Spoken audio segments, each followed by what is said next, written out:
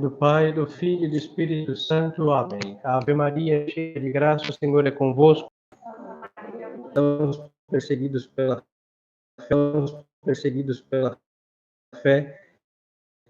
Depois de ter assim trabalhado para aliviar o sofrimento dos outros, teve ele mesmo de partilhar os sofrimentos de Cristo, dando a vida à fé. Participantes em espírito de penitência dos sofrimentos redentores de Cristo, roguemo-lhes, por intercessão de São Valentim, que nos livre dos males que nos ameaçam. É a oração da coleta de hoje. Então, São Valentim, Marte. A palavra Marte vem do grego que quer dizer testemunho. São todos aqueles santos que testemunharam a fé morrendo por nosso Senhor. Então, vamos considerar, diante desse exemplo heróico de fé, o espírito de fé que nós devemos ter. Aqui eu vou seguir o padre Garrigou Lagrange, nesse livro que ele dedica aos sacerdotes, mas neste ponto serve para todos. Vai dizer aqui o padre: o espírito de fé é uma inclinação para considerar e julgar todas as coisas sob a luz da fé. O modernismo solto, cruel e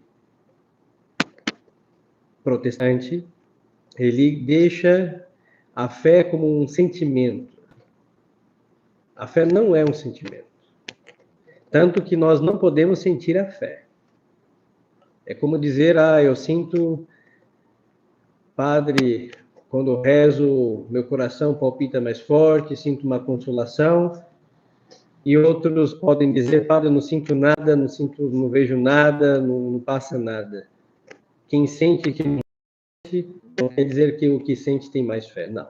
A fé não seja uma coisa, quem tem fé é um insensível, não é bem assim, mas é uma virtude sobrenatural que está no intelecto do homem, não está no coração do homem. E esse espírito de fé, então, é uma inclinação para considerar e julgar todas as coisas sob a luz da fé. Ou seja, de um modo sobrenatural, sob a luz de Deus. Porque a fé, ela tem um alvo. Para onde ela aponta? Para Deus. Nós sabemos que existem 3 virtudes chamadas teologais: fé, esperança e caridade. Ou seja, o alvo da fé, ela aponta, é uma flecha que aponta onde? Deus. O que Deus revelou. A esperança aponta onde? As promessas que Deus fez. E a caridade teologal aponta onde? O amor de Deus. As outras virtudes têm outros alvos. Agora, essas 3 virtudes, Deus de modo único. Então, o espírito de fé faz com que a alma tenha olhos de Deus, pensamentos de Deus. De tal modo que nós vamos ver que os santos, nisso foram tão parecidos, que aos olhos nossos, míopes, parcos, parecem que eles são imprudentes. Então, nós vemos, por exemplo, São Valentim hoje, sacerdote médico, morrer por Cristo. Se nós olhássemos a ele com os olhos sem fé, humanos, com a prudência da carne, diríamos assim, mas olha, eram tão poucos os padres no século III, por que você vai morrer por Cristo? São Valentim podia batizar um monte de gente, pregar por muitos outros, converter mais e mais e mais, como os sacerdotes faziam, consolar muitos que estão ali atribulados nos cárceres e prisões. Esse espírito humano, prudente e aparentemente católico. Agora, no olhar de Deus, não. Totalmente errado. Não, ele vai ter que morrer, ele vai ter que ir para o céu, e o caminho do céu de São Valentim é traçado com o sangue dele, a escada que vai levar para o céu. Ele não vai pregar para mais ninguém, ele não vai consolar mais ninguém. Por quê? Porque no céu, diante de Deus, ele vai ser o São Valentim e vai fazer mais do que estando aqui na Terra. Este é o olhar de Deus.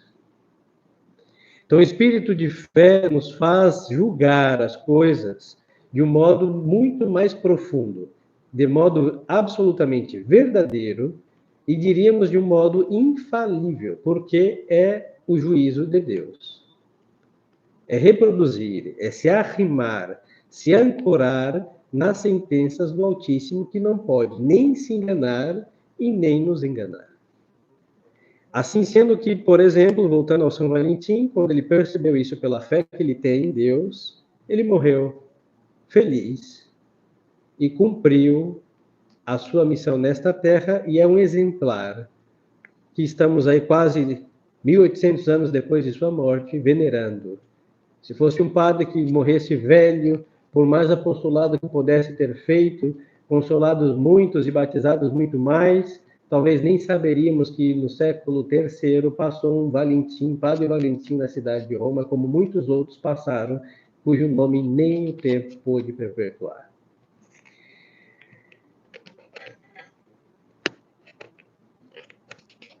Aí segue o padre dizendo: isto é necessário para se poder viver cristãomente, como é necessário julgar segundo a razão para viver racionalmente e não só pelos sentidos.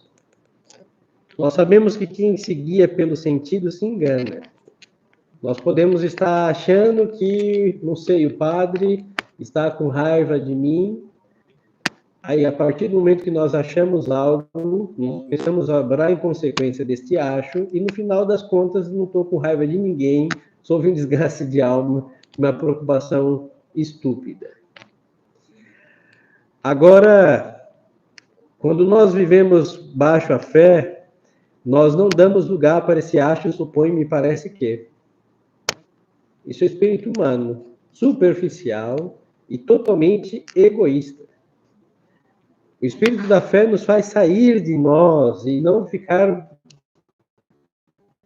como o egoísta crê ser o centro de tudo e de todos. Não, o centro de tudo e de todos é Deus. Somente Deus. O amado sobre todas as coisas, o único servido, absolutamente servido. Então o espírito de fé nos dá a graça de poder viver cristãomente, de fato, um catolicismo, um evangelho, não em teoria, mas na prática. Por isso nós temos hoje muitos católicos de batismo e poucos católicos de obras. O catolicismo se transformou numa teoria por falta de prática. E para nós, é doutrina tanto evangélica, ou seja, da Sagrada Escritura, como da Igreja, obviamente, são sempre as mesmas fontes, que sem as boas obras nós não nos salvamos. Então, não é somente teorias. A nossa fé conhecida tem que chegar a obras. E para isso nós precisamos do espírito de fé.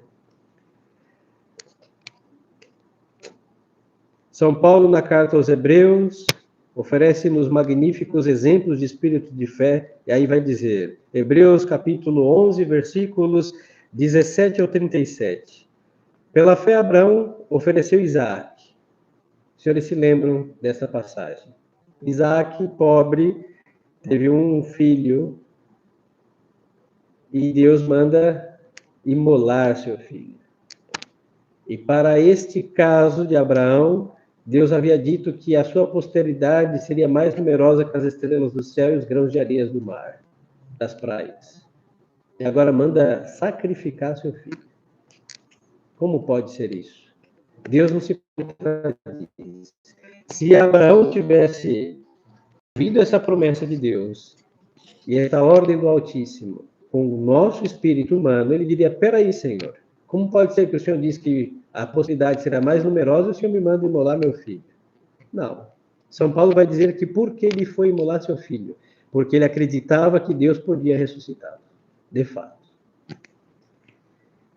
Ofereceu seu unigênito que tinha recebido as promessas, pensando que Deus poderia ressuscitá-lo dentre os mortos. Pela fé, Moisés abandonou o Egito sem medo da ira do faraó e perseverou como se visse o invisível. Nós sabemos aí os 40 anos da diáspora do povo hebreu daquele então no deserto, a começar cruzando o Mar Vermelho. E hoje, senhores, pela fé, nós não podemos porque não vivemos desse espírito, enfrentar nenhum mal. O medo não faz parte do católico. Se Moisés fosse um homem moderno, ele diria: quem eu enfrentar o faraó? Jamais. Era como se hoje disséssemos: hoje eu vou enfrentar o Lula? Quem sou eu? É verdade que o faraó diante do Lula era muito maior, pelo amor de Deus, sem comparação, mas para lhes dar um exemplo de um senhor de Estado, infeliz e maldito. Sem Deus, perverso. E aí nós vemos os católicos todos se renderem a uma urna maldita também. Uns poucos rezaram e ninguém acreditou em Deus, praticamente, com as exceções raríssimas que só Deus sabe quem acreditou nele, esperando um milagre do céu. Foram tão poucos que não houve esse milagre. Então, o espírito de fé não faz temer: o demônio é um anjo, eu sou um pobre homem, então vou ter medo. Não. O filho de Deus é maior do que um anjo caído. Mas me tem inveja, eu vou definhar, vou ficar doente. Não. A graça de Deus é maior do que qualquer inveja e maldição e praga. Mas eu sou um pobre, infeliz, o único católico aqui, não sei aonde. Não importa. Um católico que crê em Deus, de fato, é mais poderoso do que um exército. Olhando com espírito de fé, com espírito de Deus. É o que dizia São Paulo: se Deus está conosco, quem estará contra nós? Quem poderá contra nós? Ninguém. Quem venceu Deus? Ninguém. Então, o espírito de fé nos reveste desta valentia. Aí encaramos a doença, encaramos inclusive o abandono de todos, as incompreensões, tudo. Porque tem um ser que não precisa de nós, que é Pai, que dizemos: Pai nosso que estais nos céus, que nunca nos abandonou e nunca nos abandonará. Aí o católico tem o que? A sua esperança arrimada, a sua alegria indefectível, e o seu poder está em confiar plenamente num Deus que não conhece o tropeço, a derrota e a destruição. Pela fé, os israelitas atravessaram o Mar Vermelho a pé enxuto, mas os egípcios, tentando fazer o mesmo, se afogaram. Pela fé, os profetas subjugaram reinos, exerceram a justiça, fecharam a boca de leões, como Daniel, extinguiram a violência do fogo, como aqueles 3 jovens na fornalha, que os senhores conhecem a passagem bíblica, foram apedrejados, cerrados, Isaías foi cerrado ao meio, tentados, morreram ao fio da espada, o mundo não era digno deles. Então, senhores, quando nós temos o espírito de fé, nós nem morremos direito. É o que estamos celebrando hoje, São Valentim. 1800 anos se passaram da morte desse sacerdote de Roma. E hoje, não só nós, mas muitos estão aí venerando, porque ele morreu, não, ele entrou na vida eterna. Ele foi transladado deste mundo para o céu, transplantado. Assim que a fé dá o verdadeiro heroísmo, que não é uma mitologia, é uma realidade. Então, senhores, peçamos a Deus nos esse espírito de fé. Há um espírito tão maligno quanto o demônio, é o espírito humano, que afoga, que silencia, que cala a fé, o espírito da fé. E esse espírito está dentro de nós, é o nosso ego, nós mesmos. Por isso, o único ser capaz de perder a fé somos nós mesmos. A fé é um dom que Deus dá para quem lhe aprouver. Às vezes nós pensamos que temos fé porque nós queremos. Não, senhores. Tem muita gente que já leu, que já estudou, que já compreendeu, mas não tem a fé. Porque um raio de graça, de uma eleição misteriosa, dos planos do Altíssimo, que caiu sobre as nossas cabeças sem nenhum merecimento de nossa parte. Independente se a nossa mãe, nossos avós foram hipercatólicos ou absolutamente acatólicos. Não há uma relação de causa e efeito. Porque tem gente que nasceu no paganismo, na idolatria, e tem muita fé porque se converteu deste ambiente tóxico. Tem gente que nasceu no ar, que respirava o catolicismo, e não tem a fé que respirava no ar. Assim que, sendo um dom de Deus, uma graça de Deus, nós devemos, então, viver de modo muito mais intenso do que, inclusive, as outras virtudes que vão se apoiar na fé. Porque sem a fé, nenhuma outra virtude tem um sentido.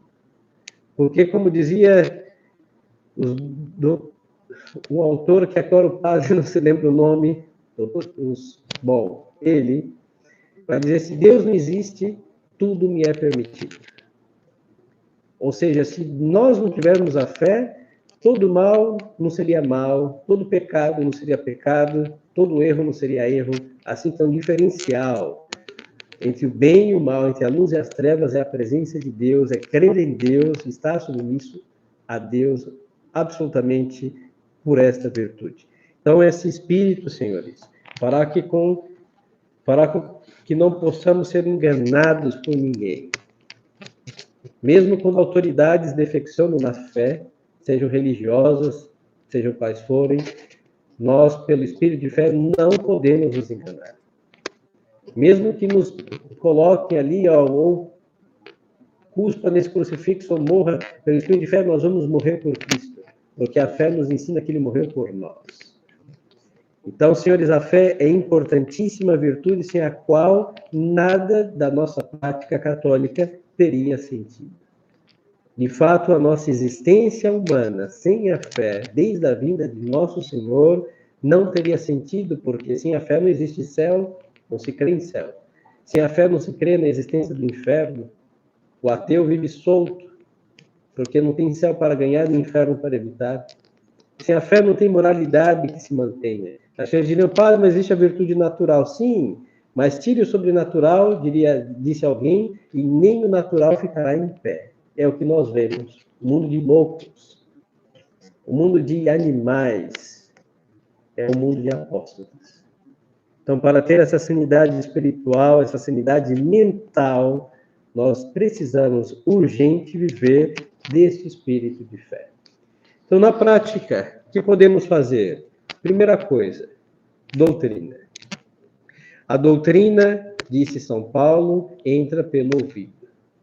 Ouvir os sermões, ler os livros dos santos. Tem pessoas que não têm tempo para ler, mas graças à tecnologia, alguns tiveram o trabalho de ler e gravar, então tem como, com 2 fones de ouvidos, ouvir muitos livros que alguém leu. Quer lavando roupa, passando, embalangando uma criatura, no trânsito, podemos ouvir a doutrina, sim, senhores. Depois, ler ou ouvir também a vida dos santos.